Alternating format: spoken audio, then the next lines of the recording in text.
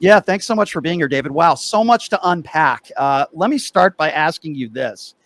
What do you make of Donald Trump today calling Vladimir Zelensky, quote, a dictator, and yesterday saying they started the war? Like, what are your thoughts on that? It leads me back to 2016, 2017 when we started saying there seems to be something going on here.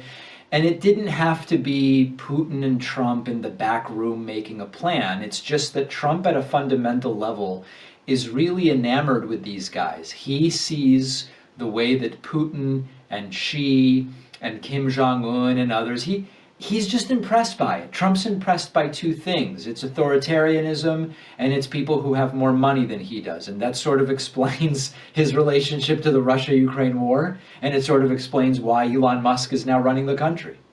Yeah, I mean, you alluded to this on your show. I mean, Donald Trump going to, and taking a spin around the track at Daytona on Sunday when like several states were underwater, people were losing their lives. He's played golf now 3 days in a row, Monday, Tuesday, and today, costing us, the taxpayer, more money. And yeah, I agree with you. Musk is basically the president. What do you make of this guy playing golf every day and going to the Super Bowl? What do you make of this? It's he doesn't seem very interested in being president right now. I think he likes the idea of what can get me prestige, power, and money. Those are kind of like the three prisms through which he analyzes is anything worth doing. But he, quite frankly, doesn't seem to want to live in D.C., doesn't seem to want to deal with rules and oversight.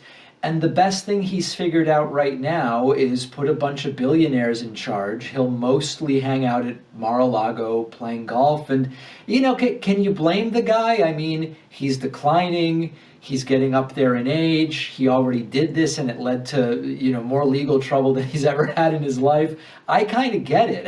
I think he saw it as I have to do it to stay out of prison. Check. Okay. He did it. And now he'll do as little work as possible. I agree with you. What do you make of these members of his administration? Tulsi Gabbard, I believe, is a Russian asset. That's why the Kremlin was celebrating Robert F. Kennedy Jr., who's done this show before. And I just think he's a kook. He's a tinfoil hat kook, and he's dangerous. People like Kash Patel, who I assume is going to be leading the FBI, who had a hit list, as you know, in his book of people that he wants to go after. A lot of unqualified people like a Pete Hegseth, for example. Did you think members of his administration the second time around would be this bad? Yeah, I did. I mean, of course, I didn't know a year ago that Pete Hegseth would be the Secretary of Defense, but there was every reason to think it would be worse, and there's sort of a few reasons why. Number one, when you don't have any more campaigns to run, you're usually disinhibited. Number two, as the decline continues, we can only imagine that the behavior will become more erratic. And then number three, self-preservation. And that is sort of the name of the game for the second term. So I did expect it to be this bad. What I didn't expect was that it would be so insane in just the first 30 days. Yeah, I didn't either. I agree with you. We're just joining us, David Pakman. He has a new book that's going to be coming out in late March, The Echo Machine, How Right-Wing Extremism Created a Post-Truth America. I see you, David, on a lot of television shows, Pierce Morgan example of that. And it seems to me that they try to shut you down. You bring the facts, as I try to do on this show every day. And Pierce just throws things at you. And I remember, when you got into it with David Rubin, for example, and I thought you destroyed him. He's just a jerk, I think, and you just destroy him. What do you make of going on these shows? I think there's way too many people on the panel. People sometimes don't get a word in edgewise. What is that experience like for you? I mean, I've talked to Don Lemon and some other friends of mine, and they don't even like doing those shows because they feel like they get treated, in my opinion, the way you were treated. Yeah, no, I tend to agree with you. And one of the things that, I mean, listen, let's not make this specifically about peers because this is much broader than that. I do not believe that the kind of debate bro 4, 6, or 8 panel fiasco of people yelling and talking over each other is really the way to figure out the truth. And so I do it to a degree because you've kind of got to play the game. You want to get out there in front of new audiences that aren't just the people that already know about me. Yeah, there's reasons to do it. I can't say that I enjoy it. I think there are people who love this internet blood sport stuff. I'd rather just figure out the truth. And these debates are often a referendum on who's most articulate or who gets the most time to talk, whose mic is turned up, and who yells. That to me is not the way to ascertain the truth of anything, right? So I do it with some hesitation. It's not what I live for. What I really think is better is thinking through what I want to say and explaining it on my show and getting feedback. And then if I get something wrong, I'll correct it, but I don't need someone yelling at me. Agree. I remember your interview with Patrick Bet David, and these are guys that consider themselves businessmen, and you're schooling them on basic economics 101. Were you a little bit surprised at, I hate to use the term ignorance, but I will in this situation. When you guys are talking about the economy, they don't know basic economy 101 that people would know in as a senior in high school. Did that surprise you? It always is a little bit of a surprise, but at the same time, success can also be driven by personality, timing, connections, perseverance, all of which are valuable, right? Like part of my success is because I happened to be the right age where I could mess around on YouTube when news and politics was just starting on YouTube. If I started now, I highly doubt I would be as successful as I have been. So I don't say timing, odds, personality, all that stuff really matters. But the takeaway is you don't really need to understand how tariffs work. That's not anywhere in there in terms of dictating business success or any other kind of success. And I don't know if you saw the last time I was in Vegas, actually, I did this interview with this guy, Sean Mike Kelly, Trump supporter, and he believed that China pays the tariffs. And it became 20 million views when I explained to him, you know that American companies pay the tariffs, right? And he didn't know that. And again, it's successful business podcast didn't know basics. And so I'm not surprised by it anymore. Yeah, shocking, really. But I guess we shouldn't be surprised by it. I'm curious. Where do you think I want to ask you some questions about the Democrats, but let me ask you this. Where do you think this country will be in 4 years from now when we're talking about the economy, when we're talking about immigration, when we're talking about the NASDAQ, gas prices, inflation, you name it. As a whole, David, where do you think the country will be when Donald Trump, if he does leave office, we hope he does? Here's my thought on this. In the first term, pre-COVID, thanks to Trump doing very little, the economy was mostly fine. And I try to really separate my partisan views from just the facts about the economy. Trump's only real accomplishment during his first term economically was the Tax Cuts and Jobs Act, or whatever it was called, of 2017. And yeah, it was the standard Republican stuff of tax cuts for the rich. Okay, fine. Like it was exactly what we expected. But the economy was on a trajectory where it didn't really bend the arc very much, and things were still mostly good. And I said it at the time. It wasn't because of Trump, but it was despite Trump. COVID hit, then we got Biden for 4 years, now we have Trump. If Trump takes the advice that he took last time and just kind of gets out of the way, the economy might end up being okay by the time it's all said and done. In the first month, egg prices are up 30%, the plane crash stuff is scaring me, the tariff chicken games are scaring me. The more Trump does, the worse the economy is likely to be. So I'm holding out hope that Trump gets out of his own way and just kind of lets things happen in a way where it'll just kind of be the trajectory we were on under Biden. You have to run into, or you don't have to speak to them, but MAGA trolls on a daily basis, right? I get some of those calls every day. How do you have a discussion at all with somebody who still thinks Trump won the 2020 election? How do you have a discussion with someone that thinks Dr. Fauci was the one that invented the coronavirus? Like, do you just say to yourself, okay, I can't even talk to that person? Because I'm at the point now, David, where I'm just like, get lost. You're an imbecile. Like, I don't even know what to do with these people anymore. Yeah, no, I'm kind of with you, and this is why I've pared down that sort of content significantly, because it is definitely kind of outrage bait, and we all are shocked at how clueless some of these people are. But I am now, especially now as I think about writing a long form book, who's going to read that and really go through those ideas? These are different sorts of platforms and conversations that I want to have. But when I choose to have the conversations, what I try to do is, very often, and you do this well also, very often it's sort of like throwing 10 different things at the wall. They'll go, the economy was terrible under Biden. You go, okay, Which metrics informed that opinion? And they go, well, inflation. And you go, inflation was 2.9% when Biden left office. And they go, well, he bowed down to China. How? They go, well, it's some other thing. And what I try to do is say, let's pick one thing. Sorry, I just hit my mic. Let's pick one thing. Let's pick one thing and just see if we can come to the facts on that one thing. And it ends up being 10 minutes about something that seems kind of pedantic, but you very quickly realize that they're just not operating with a shared understanding of the facts. And then what can you do? You just say, okay, have a good day. I'll talk to the next caller. Right. Yeah, I struggle with that every day. Sometimes David, you're a really nice guy. And I'm like, I can be a jerk sometimes. I can't put up with it anymore. Maybe some would say I'm a little bit too aggressive, but I can't handle it anymore. I just go at him the same way. When Michelle Obama said, when they go low, we go high. I think that worked back then. Politically speaking, I'm not sure if it works now, but I wanted to ask you this. I don't know if anyone's ever asked you this question. If you had the opportunity today to be in a room with Donald Trump, there's no cameras, it's not for your show, and you had the opportunity to have a conversation with him, what would you say to him, if anything?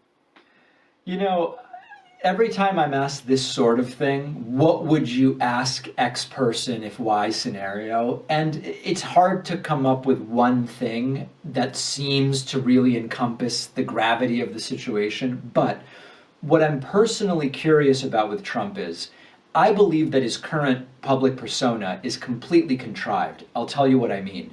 He's pretended, I believe, to be religious now for a decade. I don't think he's religious at all, but it's kowtowing to the religious right. Yep. I believe that he remains pro-choice, as he has always been. I don't believe that at age 68 he became anti-abortion. Right. I don't think he gives a damn about trans sports and, quote, men and women's sports, as he calls it. I would just try to get him to level with me and go, you don't really believe, you don't really care about this stuff, do you? This is just something contrived for your political persona. If I knew he would be honest, that's kind of where my curiosity is. That's very interesting. I kind of like that. I wonder if you were on the golf course with him and you guys were just playing around the golf, if he would admit that. Maybe he would. Maybe. Possibly. I don't know. A couple more quick questions and we'll let you run, David, and I really appreciate your time. I do want to get to your book. Let's talk about the Democrats for a moment. My take is Joe Biden should have stepped down much sooner. 3 months was not long enough for Kamala to campaign. I also felt like her campaign was maybe a little bit too careful with her from the beginning. Listen, I don't know if it would have changed if she did the Joe Rogan show, but I thought she should have done it, or at least have Tim Walz do it. I thought Josh Shapiro would have been a better pick. Those are my criticisms. And look, Chuck Schumer, Nancy Pelosi, thank you for your service. I think now it's time for them to get out of the way and let some of the other rising stars of the party be who they are, like the Jasmine Crockett's of the world who did this show a few weeks ago. I think we need more of those people on the left. What are your thoughts? Do you agree? Do you disagree with that? What are your thoughts? I agree with a lot of what you said. I liked Josh. I thought Josh Shapiro was a more capable candidate. I worried that by introducing a Jewish candidate that it would sort of coalesce anti-Semitism and make it even more about identity. Like, I think there was something smart about going with the white guy as VP as the counterpart to Kamala. But on a personal level, I think Josh Shapiro is absolutely phenomenal. I think the one area, I don't know if we disagree, but I think that the first moments of the Harris campaign actually were really good. I think at first she was giving different and dynamic speeches each day rather than what became the same speech every day or multiple times a day. They were going with the "these guys are really weird" stuff, which I believe was working. Republicans tried to laugh it off, but I think they were laughing because they realized it was working. They got away from the "these guys are weird" stuff. And in March of 24, I went to the White House with a few other creators, and we met with Kamala Harris. This was before we knew Biden would step down, before all of it. And it was a completely different Kamala Harris than what ended up coming out in the media. She was dynamic. She was on her feet answering questions about everything from AI to tech to economics. And I thought she could very easily be president. And then you get to the campaign, I don't know who to blame, right? I don't know if it's handlers, focus groups, consultants, or what it is. It was not good. It was not good. So I agree with you. Biden should have gotten out early. I think that there should have been a more robust primary, although I believe Harris would have won it anyway. But I think that it would have been better to do a more robust and serious primary. I think it was winnable. I don't think doing Rogan would have won it, but I think, a broader progressive media ecosystem. I've said this on some other shows. When Trump goes and hangs out with the Nelk boys for 3 hours, he tells 1,000 lies, but it doesn't matter because it feels unscripted, it feels relaxed, and it feels much more like you'd rather hang out with Trump than Harris. And that has so much value. Agree. And by the way, that meeting at the White House, plenty of my friends were there, JoJo from Jers, Joanna Carducci, and others, and they told me some things very similar to what you just said. And I just think they were too careful with her. I agree with a lot of what you said. I don't blame Kamala Harris for anything. I thought she did a great job in the debate. I thought she did the best job she could have done. I was disappointed that Joe Biden didn't step down earlier. Do you think the Chuck Schumers and the Nancy Pelosi's, it's their time maybe to step aside and let a younger generation come in? What are your thoughts on that? Yeah, I think so. I mean, I think the average age here, we talk about the next generation. In some sense, the next generation 60, right? So it's like we might actually need to go a couple generations. And this is not about being ageist. This is simply, I want a diversity of ages that is more representative of American demographics. And so I want the older folks with their experience and their gravitas to be a part of it. But I think we also need to be looking at the bullpen. And, I think J.D. Vance is a disaster. But generationally, I don't know about 40. I think he's 40 to be VP. But 45, 46 as a VP, is it a Buttigieg? Is it, I don't know who it is. But I do think that we need a little more age diversity. Agree. How dangerous, I always wanted to ask you this, the Sean Hannitys, the Mark Levins, the Laura Ingrams, the Tucker Carlsons, a guy like a Mark Levin never debates a liberal. And I feel like, I don't know if you feel the same way I feel, many of these people on the right, if you challenge them the way you do every day, they see it as a personal attack. It's one thing if you call somebody a name, but when you challenge them on their positions, many people on the far right, at least to me, see it as a personal attack. How do you see it that way? Only with some of them. I think there's a pretty broad range. Like I remember when I interviewed Dick Morris, the former Yep. Clinton friend who became just a whacked out right wing guy. Yep. When I challenged him on just nominal things, he just hung up and ended the interview with me. And Wow. and so that's one side. On the other hand, I want to give credit to people whose politics I find despicable, like a Dennis Prager. Dennis Prager, I challenged him. We disagreed. He did not take offense to being challenged. I then brought him on moderating a debate against a streamer named Destiny, who some know as Stephen Kenneth Bennell II.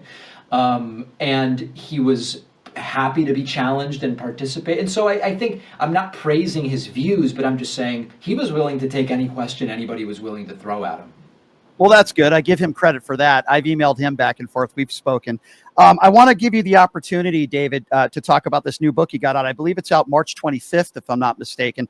It's called The Echo Machine, How Right-Wing Extremism Created a Post-Truth America. Talk to me a little bit about this book and why people should get it.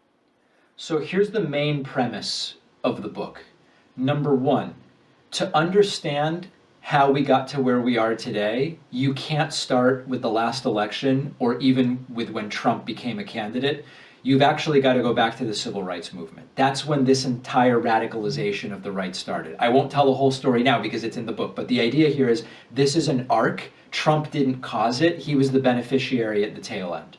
Once we understand that, then we say, what are the alternative models for what works? And I think there's a bunch of models around the world. I look at 6 of them in the book. And then once we understand that, I sort of explain, now in the situation we're in, where so much has been lost, what sort of activism works, what does the left need to do with media, etc. So that's kind of like the arc of the book.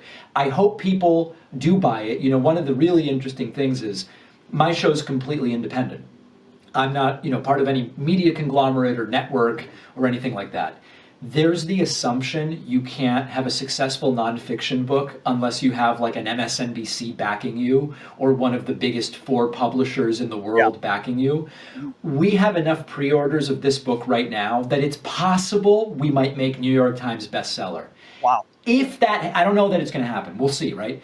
If that happens, it would just reinforce the idea that you don't need the TV networks necessarily anymore. You don't need the legacy publishers necessarily anymore. So I'm interested in two things. Number one, I want to prove that you can successfully do a nonfiction book without that backing. Yep. But also, I think the timing and the subject matter of the book is critical to understanding what's happening right now and what's next. And if people want to pre-order the book, correct me if I'm wrong, David, you go to davidpakman.com/echo, right? And That's right.